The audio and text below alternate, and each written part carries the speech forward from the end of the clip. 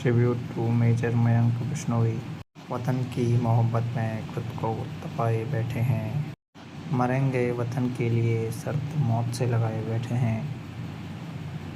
शहीद मेजर बिश्नोई को हमारा सत सत नमन।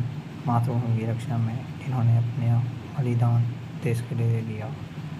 ऐसे वीरों को ये मातृभूमि हमेशा याद करती रहेगी। जय हिंद, जय भारत, वंदे मातरम।